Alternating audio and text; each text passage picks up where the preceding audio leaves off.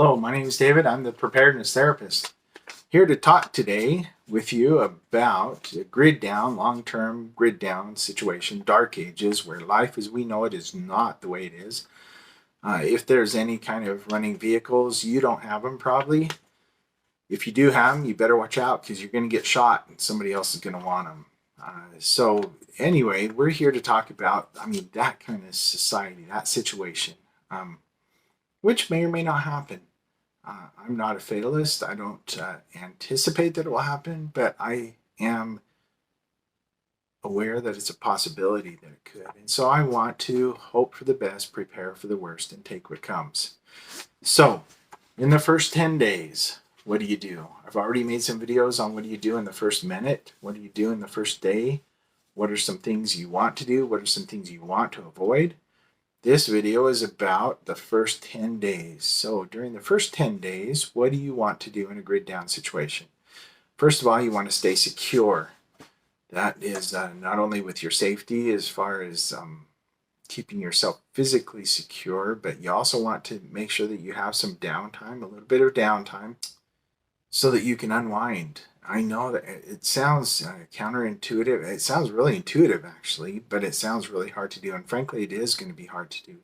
You want to manage your supplies, whether it's for yourself or you and another, or you and a family, or you and a larger group. You can't just have the supplies out from the very get-go. You have to have a sign in, sign out for supply. That's because the whole group is going to sink or swim together, right? And so you want to manage your supplies. Then you want to have a routine. You don't want to have too much of a routine where others can see you. I really like Louis L'Amour books, and he talks all the time about routine, and you want to switch it up so that people know that you're not going on the same trail twice at this very same time of day all the time. There's all sorts of things that you can have a routine for that you don't have to show other people, but you still have a routine for those. I think as a Christian prepper, one of the biggest routines is to have prayer. To me, that's one of the most calming things. It's a wonderful routine that I have is when I see a problem or think of a problem or hear of an issue, just say a little breath prayer. That is probably 100 times a day. That might be a number, a dozen times a day that I do that to help myself calm down. That helps my anxiety quite a bit. You want to keep a record. You want a diary or journal of some sort of not only what you're feeling, but also just the mundane stuff or what appears to be mundane to you, because you're going to want to refer back to that and see what problems you had, how you solved them, where you were at, and what people you associated with, what you learned, put down lessons that you learned. You want to keep a record of some sort. You want to stay healthy. That's why sleep is so critical. That's why eating and drinking right is so important.